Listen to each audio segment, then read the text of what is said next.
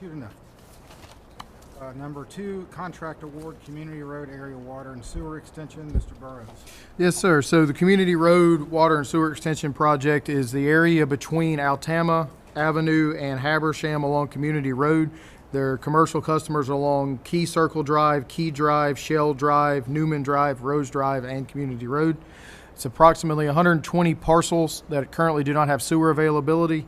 We bid out to install a pressure sewer system. These do not include the installation of the grinder pumps at the commercial business, but includes all the piping necessary for them to connect at the right-of-way line.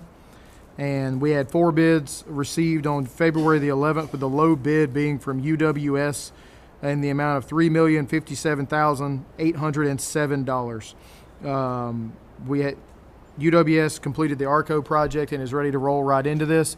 This is currently budgeted to be coming out of the capital improvement fee reserve. There's an existing $671,000 shortfall in the capital improvement fee reserve, but in order to fund this project, however, based off collections, we should have the funds within the next 120 days. Should, for whatever reason, we have a significant slowing down in capital improvement fee collection during the project, we have sufficient funds in the capital reserve to cover this project. So the project, we do have the money to do the project, just which bucket does it come out of, depending on capital improvement fee collections. And there is an associated recommendation letter from the engineer and a bid tab. Should you have any questions about the project, the engineer's opinion of probable cost was $2.9 million, so this came in just above the engineer's opinion of probable cost.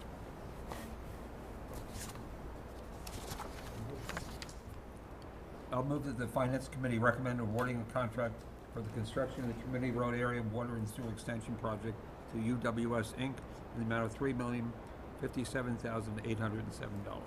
Second. Discussion? All in favor? Motion carries.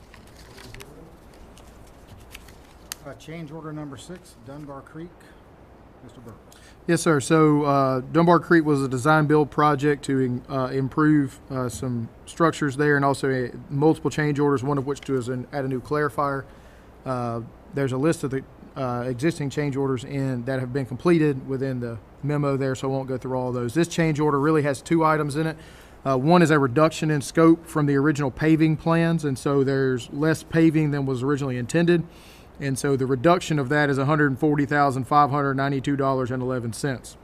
There is an increase in scope to add the equipment necessary to store chemicals and dose chemicals to remove phosphorus from the treatment facility. That is to include tanks for lime and alum, as well as pumps and equipment to actually dose in 2 locations as necessary. The cost of the chemical treatment system is $521,450. So the total of this change order is $380,857.89. This is funded out of the R&R reserve, and the chemical treatment is required for us to increase the permit capacity of the plant to 5 million gallons from the existing 4 million gallons, according to the waste load that we received from EPD. Can I get a motion? I move that the Finance Committee recommend the full commission approve change order number 6 in the amount of $380,857.89 to BRW Construction Group, LLC for scope changes associated with the Dunbar Creek WPCF rehab project. I'll second the motion. Discussion. I have a question, Mr. Burrows. What's the time frame for getting the actual increase in the 5 million? Once the equipment is installed, we'll have to apply for the permits. Permits are taking months right now, so I hazard to guess at this point based off of how long EPD is taking on permits. But everything is on track at this point. Everything's on track. The plan is functioning very successfully. It'll be very straightforward to get the phosphorus below the 1 part per million necessary. So we will go ahead once this equipment is installed, even if we don't have the new permit, and make sure we're below 1 on the phosphorus before the permit is increased. Yes, they'll submit all that, yes, as part of this project, yes.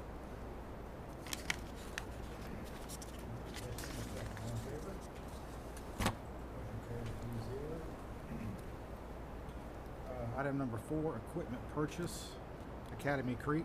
Mr. Burrows. Yes, sir. We utilize a pure oxygen treatment system at Academy Creek, and each tank is enclosed and it has 4 stages in it. And so it doses into stage 1 and then exits out stage 4. Currently, we have DO monitoring probes in stage 1 of each of the aeration basins, and we do a manual check in stage 4. The ones we have in stage 1 now are fouling consistently, so they constantly have to be pulled up and wiped off and cleaned to get an accurate reading.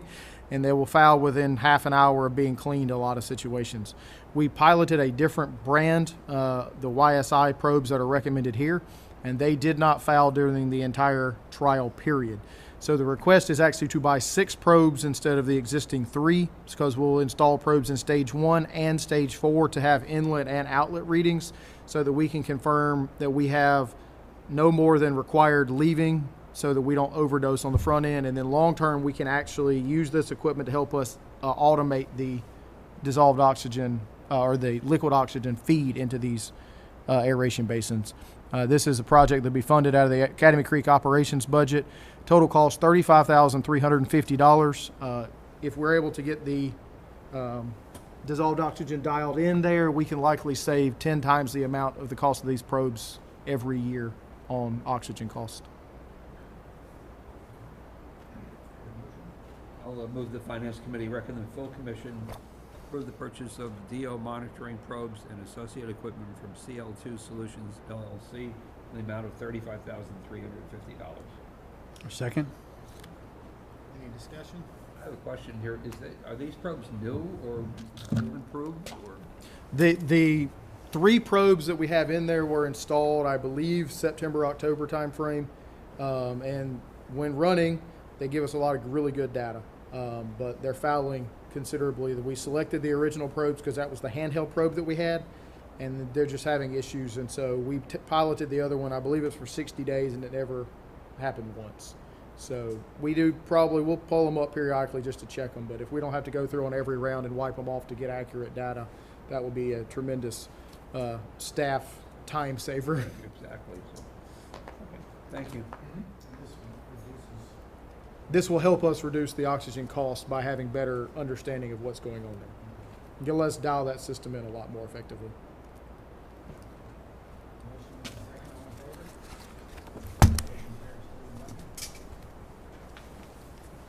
Item number 5, agreement with HIC.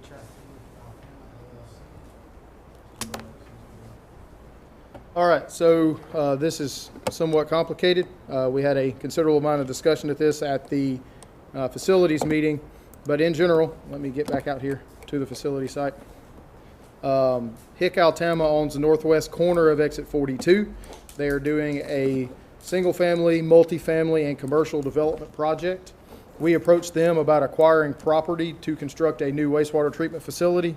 The property we are looking to acquire was originally slated for 16 acres, but after the facilities committee, the request is modified to 20 acres up here in the northeast corner of the northwest quadrant. So make that as confusing as physically possible. But as also a portion of this, they could gravity their flow for their first, I think, 6 phases back out to the Highway 99 right-of-way and go into existing gravity sewer right here at the site of the new warehouse construction there. Rather than doing that, if we're going to build a new wastewater facility on the northeast side of their property, what we requested they look at doing is install 24-inch gravity sewer towards the direction of the wastewater facility.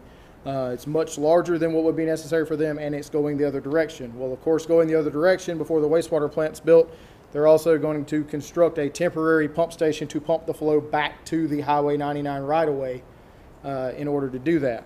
So that's the on-site improvements that are included in this agreement.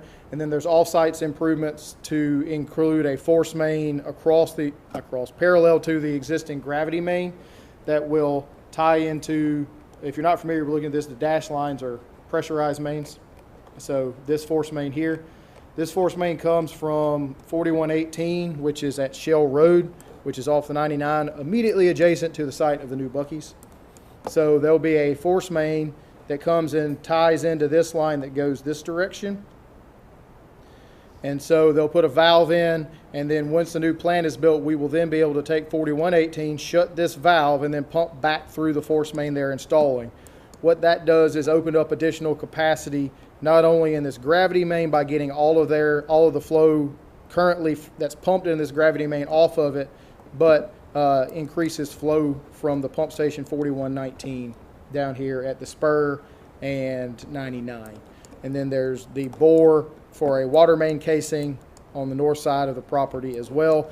And the potential, if later improvements are needed, we went ahead and included it in the agreement to do further offsite improvements if, for whatever reason, the plant is not built on time to meet their accelerated construction schedule.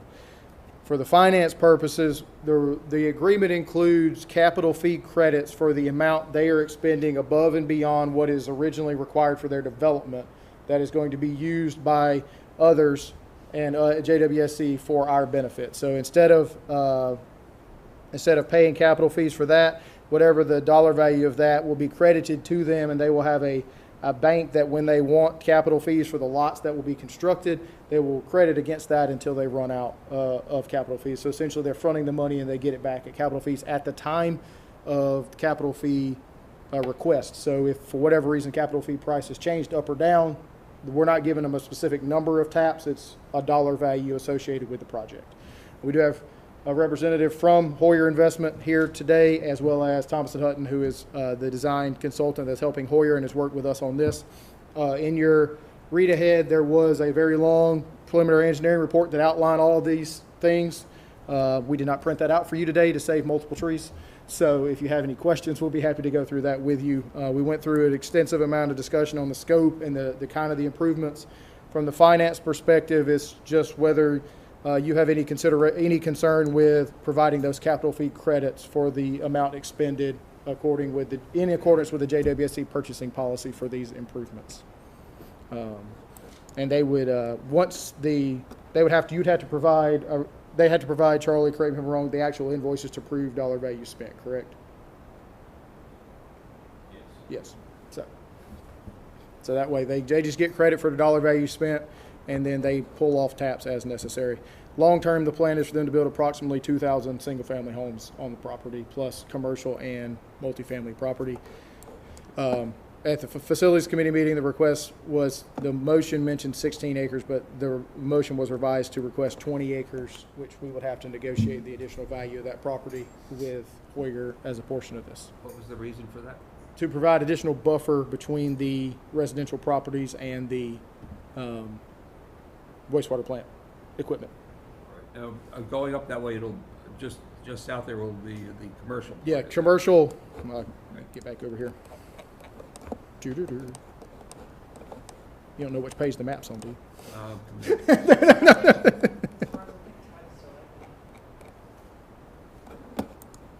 I know. Okay. So, wastewater plant property is in green. The blue is the commercial property that fronts the interstate, and then the yellow is the single-family residential property. And then this up here is townhomes, and then I think you said fuchsia. I'm going with fuchsia, not the Crayola guy here. Okay. So the fuchsia is multifamily residential down on the 99 right-of-way. There'll be two entrances in, and then the plant property back here. So they're going to install the 24-inch gravity to this point here, which is where the pump station will be. And then once we get underway, we'll pick up the 24-inch and go back towards the plant site. And the existing temporary pump station will be demoed at that time. Okay, and so the additional is just for the buffer from the areas that are right likely on this side if we can work that out. So there's additional buffer on the single family side and not necessarily the commercial side. It varies. So they range from fee simple townhome lots.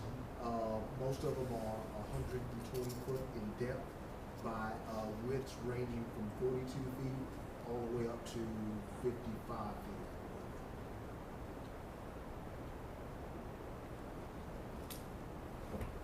And we modify this motion here. To the 20 acres. What the motion at the Facilities Committee was that to move it forward without a recommendation, provided that we may bring more information tomorrow to the full commission. But the motion was modified to do that with 20 acres instead of the 16.09 acres that was originally included. So, up to the decision of the Finance Committee how you would like to proceed with that.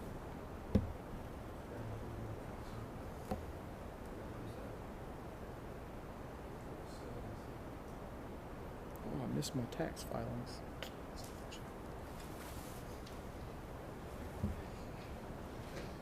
Anything else?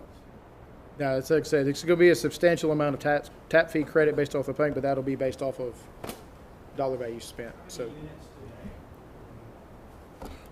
based off of estimates, what are we looking at? Hang on, I can do that as soon as I find a calculator. My head hurts too bad to do it in my head right now.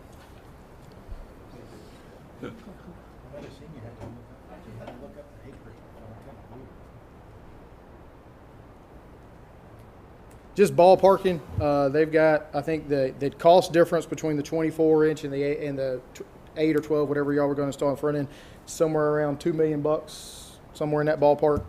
And then the off-site improvements, I think we're going to end up somewhere around $4 million in credit associated with this. So $4 million, and I'm assuming you're going with 3/4-inch meters. So those are $2,720. So what's that? 1,200 lots, something like that. That would get credit out of that. Something like that.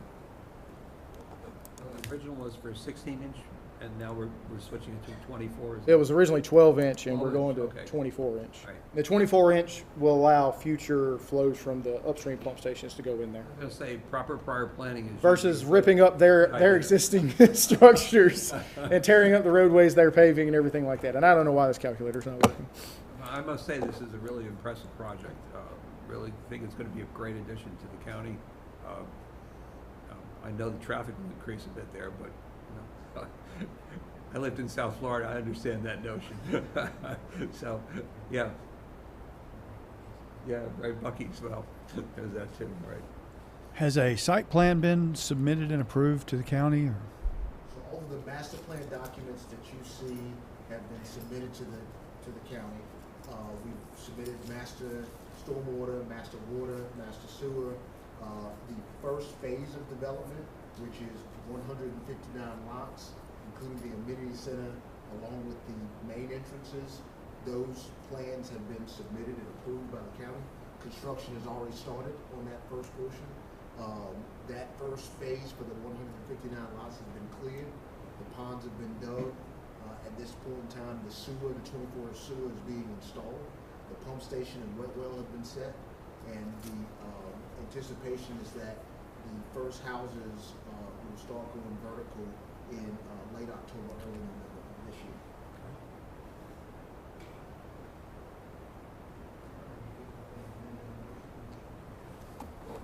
All right, yeah, I'll move that the Finance Committee recommend the full commission enter an agreement with HIC Altama LLC for, shall we modify that to 20 acres of property and additional infrastructure improvements for enhanced water and wastewater services along and near Highway 99 and Exit 42.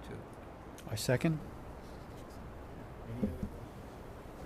One thing I will say is that, you know, we are at the beginning because, you know, 98% of our structure is underground. Mm-hmm. But the rest of the county better sit up and pay attention because there's going to be a need for services, traffic lights. Instead of roundabouts. And you know, we're adding a lot of people and good quality construction, and people expect services from that. And I think that's should go. You know, that should be a kind of a point for the county to pay attention. Some of our elected officials and some of the other people, things, and possibly the people of the hospital ought to pay attention because we're going to be adding a lot of people here. I don't know if they haven't done the count yet on the census mid-year, mid-10 years thing, but I think we're going to see a sizable increase, and I think it's all a very positive thing. So I'm feeling really good about it. So.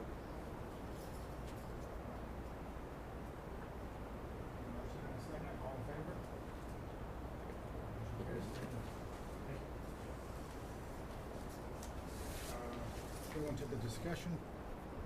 Part Commissioner Cook. Yes. Can you? Yeah, great. Thank you, Mr. Chairman, and my fellow commissioners and staff here. I wanted to take a minute because I want to talk a little bit about paperless billing, and I'm kind of aiming my presentation today on our customers because everyone here knows about paperless billing. And so I just want to talk a little bit about the benefits. And I know years ago, everyone kind of did things a little differently. Every month you got your bills in and you sat down and wrote checks, and so then the bank sent you an envelope with lots of canceled checks, but the world has changed dramatically now. So we're trying to move to more paperless billing because right now it's really about 2/3 of our customers get bills in the mail. And to be frank with you, it's not cheap to do that because the postage keeps going up. So I want to talk about the benefits of it here.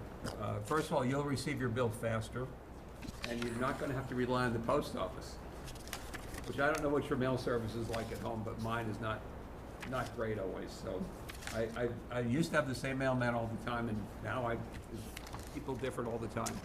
One day they come at 2, the next day they come at 6:30. So I can't quite figure it out. So also, if more people were doing paperless billing, it would increase the efficiency of our utility, because our money would be going towards projects improving rather than on postage. So let me talk about who would be a good customer for this.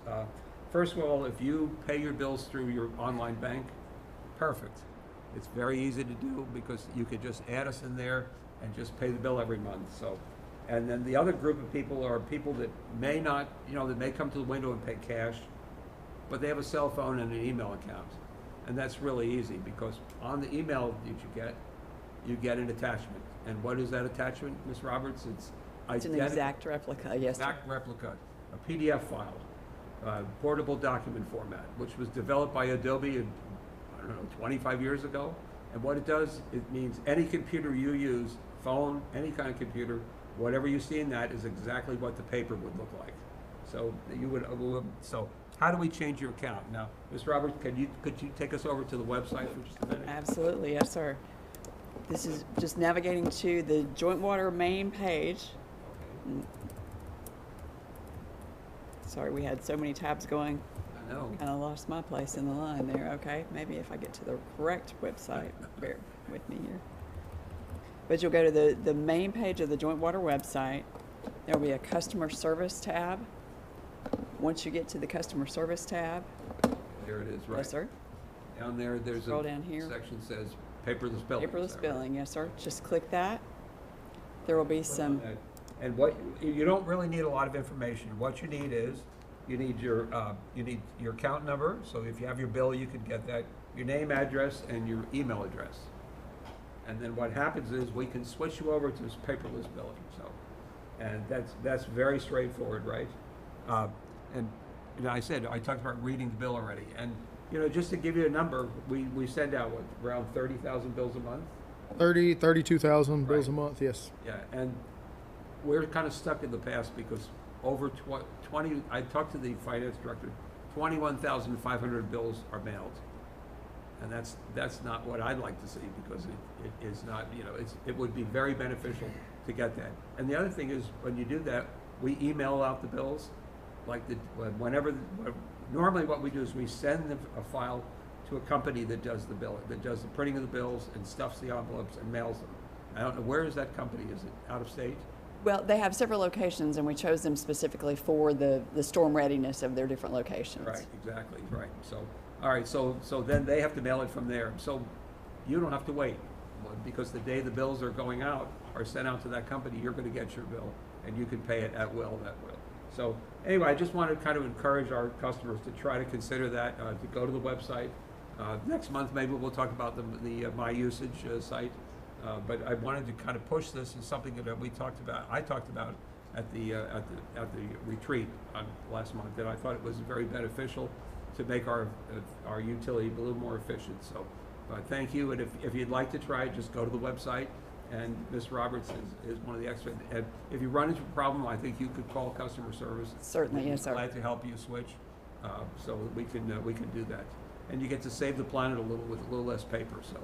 That's another thing. So thank you. I appreciate the time. Thank you, Commissioner Cook. Mr. Wilson, we'll have our financial statement review for January 31st, 2025. Good afternoon, gentlemen. Mr. Owens was planning on presenting today, but he is on his way back from Atlanta, so you'll probably see him again next month. We have our financial statements as of January the 31st, 2025.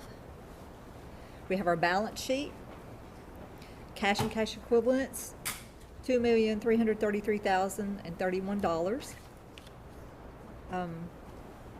Accounts receivable, $2.2 million, with our allowance for bad debt at $353,000. We have prepaid expenses, a little over $300,000. I just wanted to note that you will see that start to increase over the next couple of months as we are receiving invoices for our insurance, for the commercial property, vehicle, all of that. And that goes into that prepaid, and we allocate it out 1/12 each month till we use it up. Down to construction in progress. This is the number you'll see on the project report. $34,316,811. This is the cumulative total for all of the projects ongoing at this moment. They stay in this account until the project is finished and it is capitalized. We have current liabilities, accounts payable, a little over $2.2 million as of at the end of the month. This number fluctuates depending on the timing of when we get the invoices in, what has been processed, paid, all of that. At this point, we had some construction apps, Georgia Power, oxygen invoices, and it builds that number up. Our short-term portion of debt, $2.3 million. I just wanted to know that is both our bonds and, our bond for the month. It is both bonds, the 2017 and the 2021 series that is due this year. And $441,000, that is the GFA portion of the drinking water loan. That's all in our short term. On to page 2. Customer deposits payable, a little over $3 million. Just as a note, January of 2024, we were just over $3 million on that also. So kind of hanging in that. Just as we are refunding them for those that are in good standing, but as quickly as we can refund them, we've got new customers coming in, been added back on. Any questions about the balance sheet? Okay, page 3. Our summary revenue. Our operating revenues is $1.4 million over the projected budget. The percentages are 58 to 60%, depending on if it's water, sewer, debt, or admin. The driving factor of this is the interest income, and we like when that number goes up. I did highlight the operating expenses, 2 of the line items, personnel expenses and operating expenses. It's expenses we see on the next worksheet, but this categorizes it by type, where the other is by division, to give you a little breakout there. Personnel expenses, this does include the pension expense that we paid, the 1.2 to 3 million. Yeah, 1 million. Yeah, so it's what we put in the 1.2 early payoff on the pension, and that showed up in these expenses for this year. Right. And then we also paid off on the VATCon loan, VATCon lease. So that 2.197 that it says we're negative on net operating revenue. Well, we did 2.2 million worth of expenses out of last year's surplus. So it skews our. It makes it look like we spent a whole lot more money this year than we did because it was surplus funds from last year's. Right. They were, okay, Yeah. Right. So again, the almost 2.2, that kind of builds that up there. The capital improvement fees year to date, $1,188,000. SPLOST revenues, only the current portion from July to date is $1.5 million. Any questions on revenues? On to page 4. We have our expenses by division. As mentioned earlier, this is split out by departments. Our POs are at almost $1.2 million. And in most of those POs, those charges are on wastewater, and some of the other ones, it's infrastructure repair, equipment, parts, oxygen, the chemicals, that type of stuff. If you remove the 2.2 million out of that, it brings it back down to 15,842. So we're right where we should be. Again, that 2.2 just skews our numbers a little bit. Interest expense, a negative 122,000, and that's both of the bond and the GFA loan that's in there. So, any questions on expenses? Okay, on to page 5 and 6. Page 5 and 6, this is our supplemental schedule of cash balances. These are our cash accounts, and also our investment stuff is on here. Yes. Our revenue deposit, our utility, this is the main account that our deposits, any payments, as mentioned earlier, when they are made, they go into our utility revenue, and this is our holding. It only leaves this account when we initiate a wire transfer to move it to checking, payroll, group insurance, any of that, which leads to the general checking account. It says a negative 258,000. That is a technical issue with due to timing. We were not overdrafted in our cash account at the bank. Our check disbursement for that day which was the last day of the month, 426,000. They were issued. The transfer did not get done because Murphy's Law happened and everything went wrong that day. The checks were put in a drawer. They were signed the following Monday, Tuesday. The transfer was done then. So this was just a technical within our enterprise system software. So the checks hadn't gone out even though They were not even signed. they didn't go out until the transfer was complete. Correct. We don't know what the transfer is going to be until we Right. run that report, and then we submit the report with the transfer as the backup there. Safeguards have been in place to prevent this from happening again. I will say this is only the second time it's happened since the inception of joint water and sewer, and the first time was my fault. The same thing. If you don't understand how the GL works, you don't understand the effective date going on there, and it doesn't make sense why you do something sometimes. So first time was my fault in 2008. So GL is kind of a little like musical chairs, right? Moving things around a lot. yes. So, but again, our checking account cash balance at that time was $235,000. So we were good in our cash account. So just a technical, and we'll make sure that that doesn't happen again. I've noted some of the balances for like the bond sinking. We are building that up to pay our principal payment and interest payment in June, but also at the bottom for the total for the elective reserves, and on the next page for the construction fund and the other reserves there. All of those numbers reflect back to our balance sheet. So the balance sheet will give you the summary of those numbers. Then this cash balance report gives you the breakdown of what those totals are. So all of them will reflect back to a total.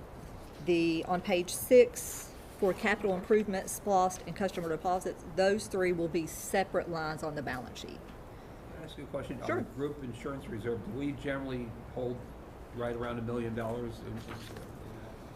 That was set up just for that, so, I yeah. remember. Is that what our balance generally is? It is what it is, other than the Interest. interest we've earned on it. We've not added We to, have some of it in investment accounts and overnight cash. Right. And we do pay that weekly still, is that correct? yes. Well, So there's this separate is- things. Okay, your group insurance at the top on the cash and cash equivalent says 50,000.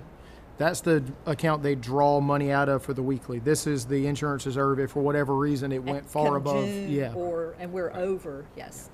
So on a monthly basis, we do receive an invoice from United Health saying what the claims are, with just claim numbers. It's not attached to a person, so we don't know what that is. And we transfer money from the utility revenue as operating into the UHC, and that's a Bank of America account there. Well, that's the working account. Yes, and we are required to keep a minimum balance of 50,000. So if it drops below that, then they'll send us an invoice to get it back up to that 50,000. You're welcome. Any other questions on cash balances? Page 7 is our investment portfolio. We have a total of a little over 52 million. And of course, it just lists the securities with their maturity date. Any questions? Mr. Owens will be glad to answer them tomorrow. He'll be back this evening about 5, so he will be here tomorrow if you do have questions on this. Keep on going until he gets back. Let's not. Thank Just like you. the other committee did.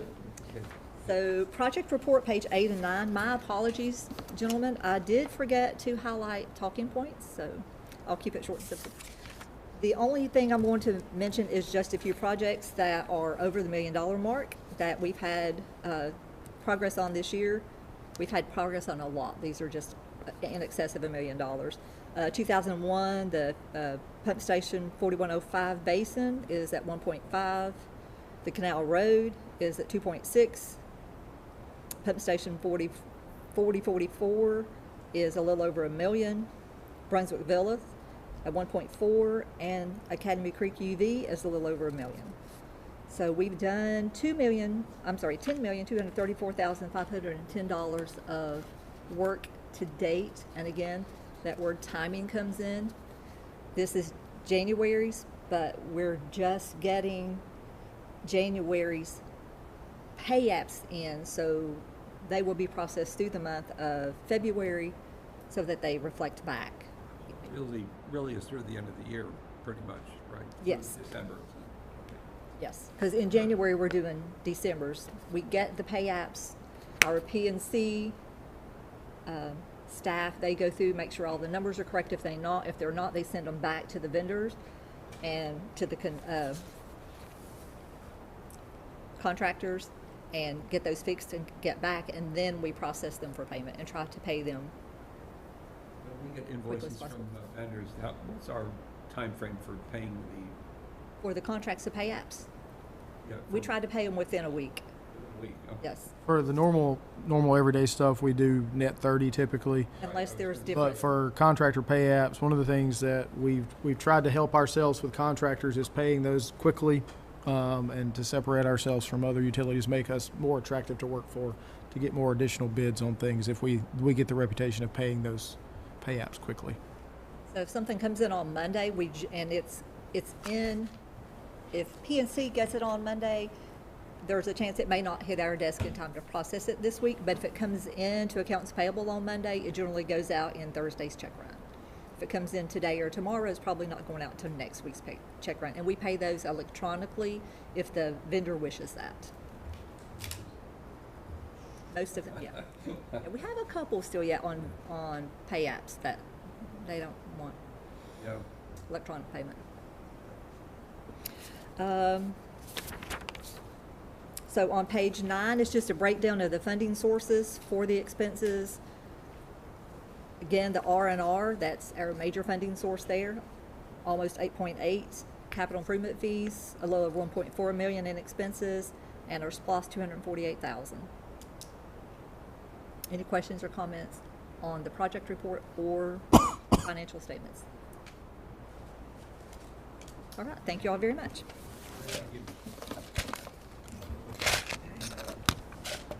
All right, anything else? That's all I have for you, sir. I'll make a motion to adjourn. Second, all in favor?